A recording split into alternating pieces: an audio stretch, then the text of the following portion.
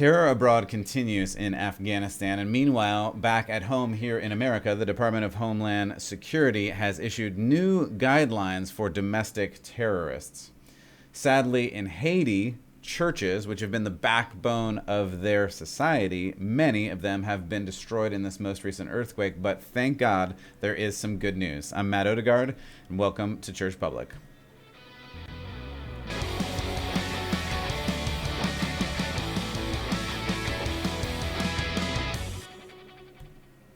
Welcome back to Church Public. Thank you so much for joining us here today. As I mentioned, there is a lot still going on in Afghanistan and Haiti and here in America. So we're going to look at a few of those things going on here today. I really appreciate you stopping by. Go ahead, if you haven't already, and subscribe on whatever platform you are listening, whether it's Apple or Google or Spotify or any of the others. If you are not watching, you are welcome to. I do appreciate you, audio listener. I thank you so much. And if you want to watch this, you can go to churchpublic.com or YouTube. Again, welcome back to Church Public. There's just so much going on in Afghanistan, and it's hard to even kind of keep track of all of the things that are going on in real time. It literally is happening in real time. There is so much going on. So I'm not going to deal with all of those events in real time, but I do want to just say that there's a lot going on there. There's a lot going on in regards to Christians, and we're going to talk about that in a little bit to come. But what I wanted to do is come back to America for a minute before we go off into Afghanistan and some of the other places, because this story came up a little bit ago, and this story is about us here in America. And while we have actual literal terrorists who are actually literally destroying the country, killing people, killing their own people, killing Americans, killing women and children, or taking them as slaves or worse, while all of that is going on abroad, we have some interesting new Department of Homeland conditions for what are domestic terrorists. And I think we have to pay attention to this, because this could shape some of what is coming down the pipe for some of us in America. Now, I'm just going to play you this clip. This is MSNBC talking about it, and then we'll just look at a couple of the Department of Homeland Statistics, security statistics in just a moment, and what's going on. But this is MSNBC reporting on some of these changes. Security tonight. Pete Williams is here. Pete, what do we know about this? Well, DHS says this new terrorism advisory is not based on any actual threats or plots, but it says there's a rise in anti-government rhetoric. Some of it is opposition to COVID public health rules like mask and vaccine measures. Some calls for violent action are based on claims of election fraud or a belief that Donald Trump can be reinstated. And DHS says the coming 20th anniversary of the 9/11 attacks. So I think this is important to look at. And there's a couple things here that they looked at, and there's a couple more that we'll look at in a moment. But I think it is interesting that the Department of Homeland Security has stated that opposition to COVID measures could be a domestic terror threat. Now, again, wherever you fall on this whole issue, that's a very serious statement. And I want to paint that in the light of this actual terrorist activity that we're seeing in real time in Afghanistan, which is horrific. And like literally the images are coming back. And I'm not even going to play you most of the images today because they are just too bad to watch. And at the same time, Department of Homeland is saying we have a very credible threat of anti-COVID measures. What does that mean? Like, does that mean that if you don't wear a mask where you're supposed to wear a mask, you're going to be arrested, fined, or otherwise? Like we're seeing right now in Australia. This over the weekend, they were literally beating people, macing people. I'm not being hyperbolic. Like they actually were beating people, macing people, arresting people in Australia for being outside, where their numbers of COVID are extremely low. They're extremely low. You can go and look at the numbers there, but you're not allowed to go outside. I can't even keep track now. I think they're on the 6th or maybe 7th lockdown. It's just innumerable at this point. Like their goal clearly is COVID zero, as is our goal, apparently COVID zero. No one ever gets COVID. And the reality is, as we know, and we have known for our whole lives, you're not going to avoid sickness. You just are not. And now with the vaccine being fully available to anyone who wants it, you can get it if you want. I'm not telling you what to do there. I think you should evaluate your circumstances. I think you should take a look at whether you are critically at risk for it or not.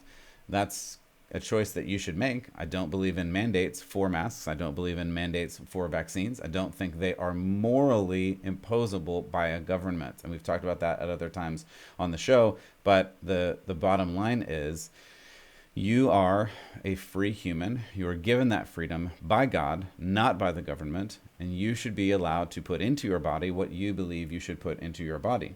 You have the right to do that. You have the right to be irresponsible. It's not a great right, but that's the problem with freedom. The problem with freedom is you're allowed to be free.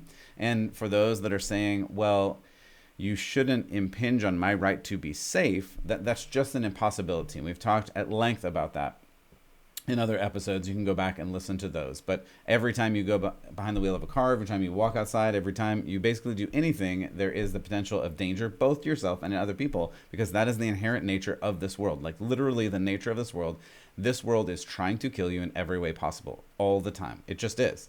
And for some reason, we've forgotten that and are only concentrating on one mode of potential death, which even at that is low. This is not my words. According to the CDC, we're in the 99th percentile for literally everyone on the planet of survivability. I apologize. That is not actually factually correct. For some, it's 96. So I apologize. Don't strike me down for that. At any rate, the potential for death there is possible, but so is the potential for death for a lot of other things. We're not going to talk more about that today. You can talk about that. I think it's important, though, to note that these things, these oppositions are something that is very real. And I don't know what this means. I don't know what the government is going to do, but this is a department of the government who says that now if you oppose some of the restrictions, they are going to oppose you. They are going to punish you. And this is, again, kind of a bad precedent to set, as we're seeing play out in real time in Australia.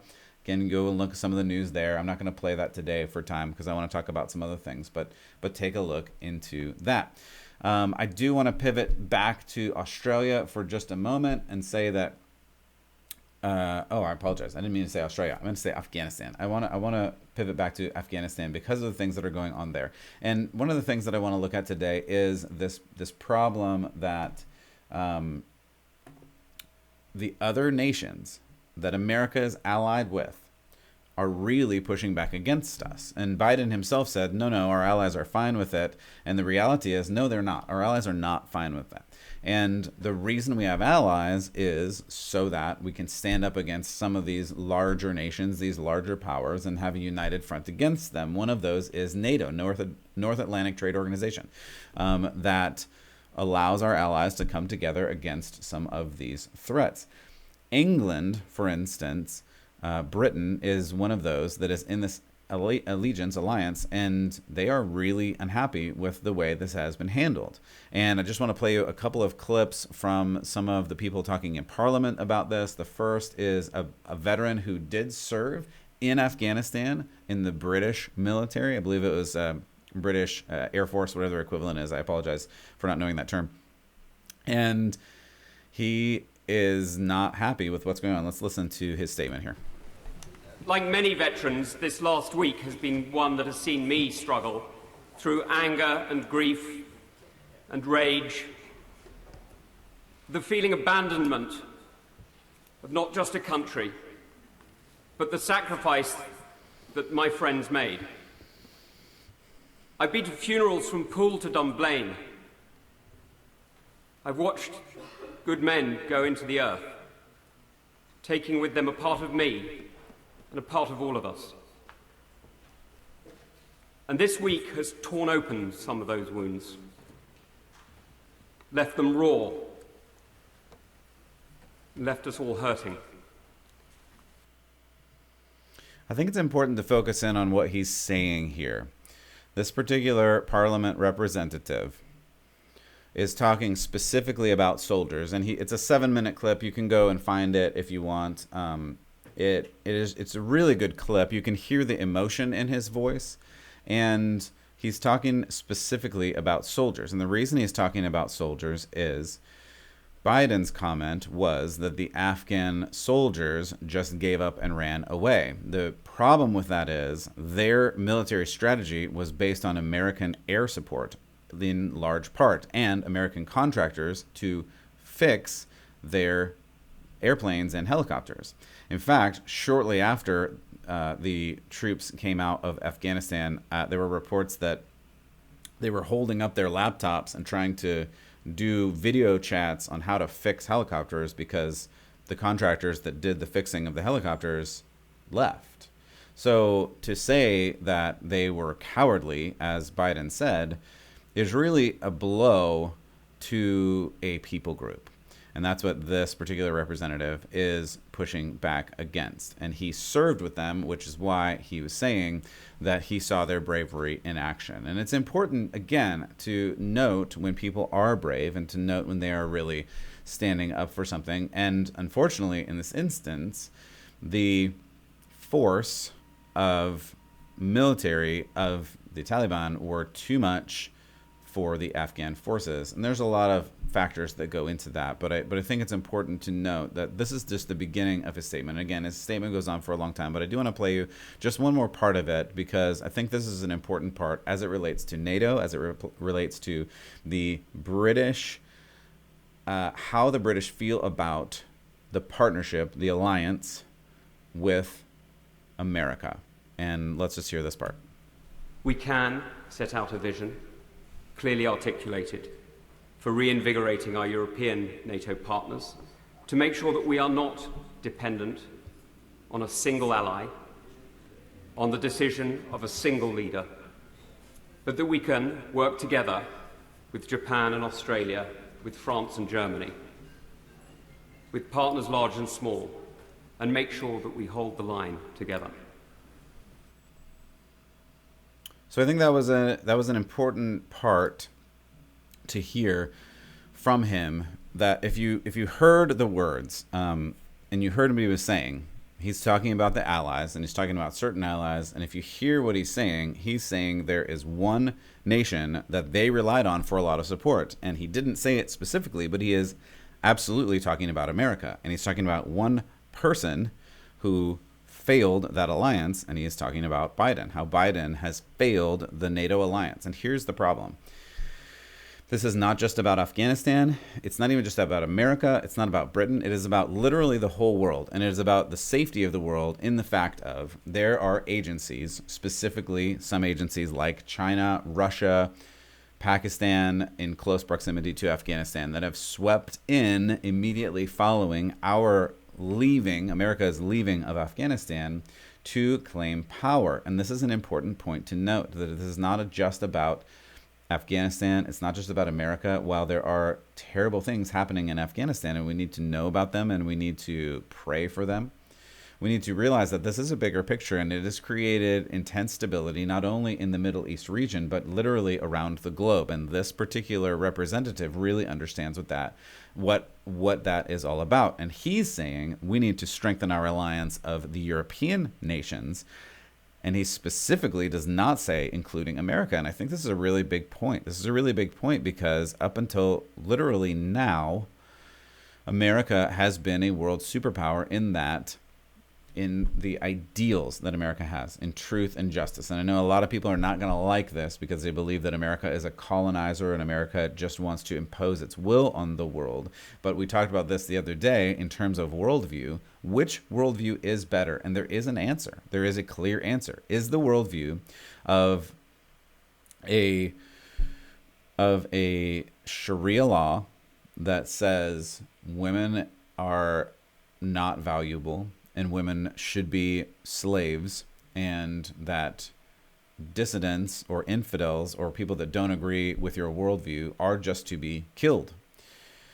Is that a worldview that is better than the worldview that says you have inherent worth because you were made by God, and therefore you have inherent rights that should be protected by our government, and those rights allow you freedom and justice for all, regardless of who you are, regardless of what you look like, even regardless of what you believe or what God you believe? Do you see the difference in that? There is a huge difference in that. And again, Coming down to it, we are talking about a theological difference. That's why you can't just say, we're going to leave this area, and because people in general are good, they're just going to act good and they're going to act righteous when the governments, when the systems get out of the way. That's clearly just not the case, and we can see that happening in real time. They are not driven. The people in Afghanistan, the Taliban, are not driven by intellect at this moment. I'm not saying they're dumb. I'm not saying that at all. I'm saying what they are driven by is their belief. They are driven by their belief, which is stronger than their thinking. This is the belief that their God is the God.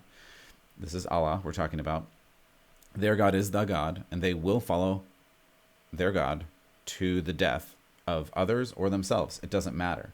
They're going to follow their scriptures. They're going to follow their prophets. They're going to follow their leaders. They're going to follow their God to their death or ours or both.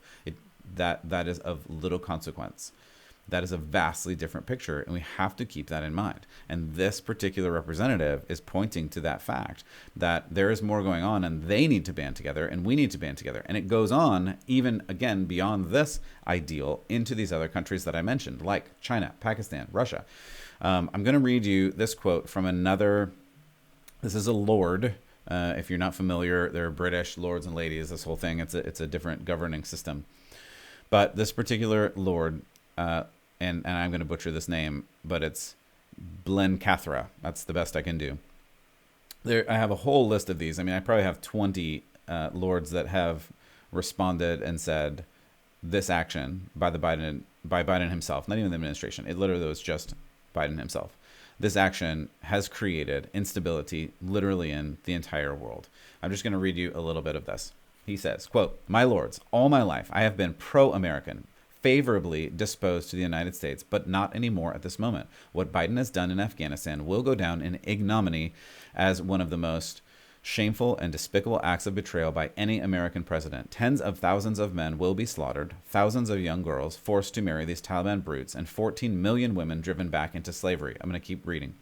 "Afghanistan was emerging into the light with freedom for women, children, who will now be ruled by 500-year-old barbaric religious laws, that is Sharia law." I'll continue reading. Biden, that is Biden's legacy. He cannot blame it on Trump. Biden boasted that in his first 100 days, he issued a record 24 executive orders, all of which were direct reversals of Trump policies. He should have listened to his generals and changed this policy also. This is not Saigon. It is far worse. That is talking about the issue of Saigon when America pulled out of the war in 1975 that left the embassy unattended and people had to be rescued from the roof by helicopters, which Biden himself said in Afghanistan would never happen. That's a direct quote. Biden said that would never happen in Afghanistan. I'm going to continue reading here. "The retaliation against the population by Islamist fanatics is likely to be far greater than what the North Vietnamese did to the beaten South. Secondly, the appalling humanitarian crisis described in this House today will center on Afghanistan, but the terrorist consequences of this U.S. sellout will affect us all." I'm going to continue reading. "The Viet Cong had no agenda outside Vietnam, but Afghanistan is under the control of Islamist fanatics who want to wage war on every Western democracy." That is a very important point. This is me talking now. We'll come back to the quote in just a little bit in a moment, but this is very important. The issue in Vietnam was that the Vietnamese wanted control over that whole country, and they also attacked a couple of neighboring countries. The Islamist terrorists, as this lord accurately describes, really do want to wage war on every Western country. They believe the Western countries must be destroyed. The people in the Western countries must be destroyed, and specifically and intently, the Christians in those countries must be destroyed.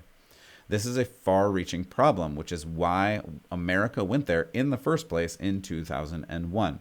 I'm going to read a little bit more of this quote and then move on. The lesson for China is this: play a long game, and America will not have the stomach to stick it out. China is a threat to world peace, and now we can trust the U.S. How can we now trust the U.S. to lead the long battle against it? Biden may have condemned the world to Chinese domination in the future and the end of Western liberal democracy, end quote. That is a very strong statement at the end, saying that Biden may have condemned the entire world to Chinese oppression. But that is not necessarily out of the realm of possibility, because China, the American embassy has been taken over there. Guess what embassy is still standing in Afghanistan? The Chinese embassy, because they are allies now with Afghanistan, with the Taliban. That this is a problem. This is a big problem, and we need to keep our eyes on this, and we need to pray for this, because this is a situation that has been wholly created that could have actually been avoided, and it is not a good situation. This particular representative gives a really good description of what is going on, and we need to pay attention to this. I want to switch for just a moment into Haiti, because Afghanistan has been such a huge piece in the news that we really haven't heard a lot about Haiti, but we really need to. And Haiti is close to my heart. As I mentioned the other day, I got to go there right after the first earthquake in 2010.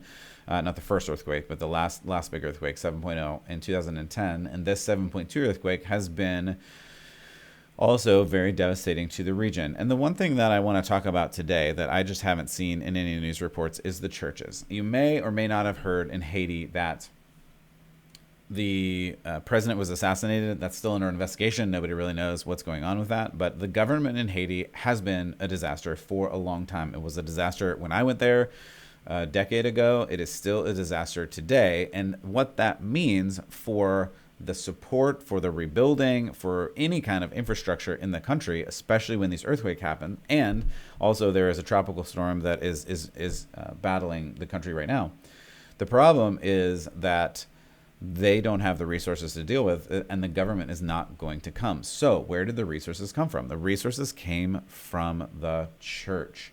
And the problem is many, and in some cities, all of the churches have literally been destroyed. Here is a picture of one of the churches that was destroyed in this latest earthquake. This is just a terrible picture. And if you're not watching, basically, it's like somebody sliced off the end of the church, and you can see in the church most of the roof is gone, and it's functionally destroyed. Like there's nothing they can do about it. I'll show you one more picture. Again, if you're not watching, this is a crazy picture, and I don't know if you can zoom into it while you're there, but in this picture, you can literally see the fractures going from the ground all the way up this church, a traditional looking church, kind of an old colonial or a Spanish church or something like that, but kind of a Catholic looking church, cracked and obviously unusable. You can't go in. Here's the problem. The problem with this is, in Haiti, the church is what provided some of the structure for their communities, because the church provided aid to people, refuge to people. It provided help and shelter to people even. And now many of these churches, there's even a city, it's called ltsc. All of the churches, the New York Times wrote an article. The reporters went around to every church in this particular city, and every single church was either partially or totally destroyed. This is terrible for the local communities, because again, the government is not coming. It's not like here or other Western countries where there are federal agencies that will come in. There are local agencies that will come in. The only agencies that are going in right now are the ones from other countries like America and other countries that are sending aid over there. So I just wanted to say, continue to pray for them, continue to look for ways to support the people in Haiti if you have ways to do that. I think it's important that we step into this. And again, I have a special heart for them. I just love the people there. I really had some great moments while I was there a decade ago, and hope at some point soon that I can go back, but there's a lot going on right now. And even in this article, as I was reading, some of the aid agencies are not able to go in because the tropical storm is too bad and they can't get in. There's just a lot going on there, and I just want to call you all, if you are the praying type, and I hope you are, to pray for Haiti. I want to turn back to Afghanistan for one final thing at the end here and just say good news, because I mentioned at the beginning, and I'm trying to stay to my promises, that there is some good news, and this is good. It's just It's been such a difficult time and such a difficult season.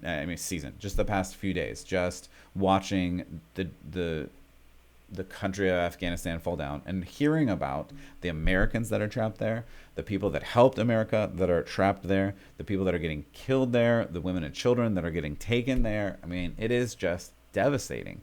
And I was watching something earlier, and I was, personally fighting back tears over this. It's just so sad what is going on and what the administration and really the leader of this administration has allowed or caused to happen. And it's kind of infuriating. But what I want to turn to is some good news. There is I don't know what to call him, a news commentator called Glenn Beck. You've probably heard of him, but he started this Nazarene Fund. And here's what I love about this. He put out a few days ago that we need to help, and we need to help the people that are stranded there. And he was working on a fund to begin to take people out, because it was clear that the American government's not going to do it. And he asked for some contributions. And the good news that I just want to report, and what I love about this is just the charity and the service of people stepping into a situation. And this gives me hope for our future, that there are good people out there. There are people who want to help. There are believers that want to step into these gaps and really make a difference. So at present, at least the last report I could find, they'd raised about $22 million. This is incredible. It is such a great statement of generosity of people. And you can go look up the Nazarene Fund as well if you feel like contributing. That's not really my goal here, and I'm not connected to them in any way. I just love the idea that people want to help, and they are helping, and this is the way that they're helping. And at present, again, the latest I could find in the story, they were working on getting at least 5,000 people out with this. Glenn Beck said there were tremendous hurdles and obstacles and red tape and all kinds of things to helping people, but that he is working on this. And I just love that. I love that he stepped into it. I love that other people, like many, many, many people, have stepped in and pledged to help. Because again, when we see these things, when we see these concerns, prayer is important and it is necessary. And I believe it changes things. 100% I do.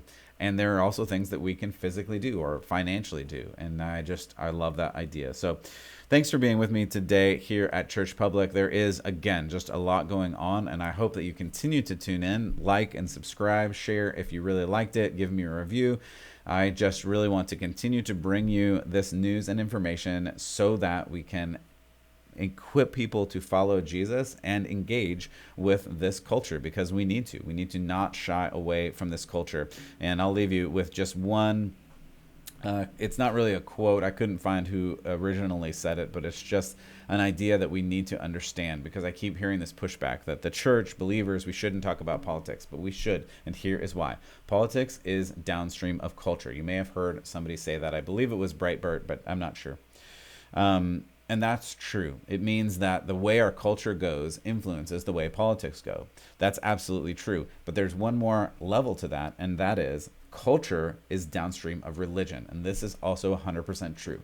The way we think about God, the way we interact with God, the way we worship God directly impacts the culture. So when we get our religion right, when we follow God in the right way, the culture is affected by that, and then our politics are affected by that. So we need to address this at every single level so that this world is affected by the good news of the gospel. And there is good news to be had, and we have an answer for this hope that we have, and we need to keep shouting this good news from the rooftop to affect our culture, to affect our politics, to change this world for the good of Jesus Christ. I do have that hope. I hope you do too, and I hope, as always, that you can keep the faith.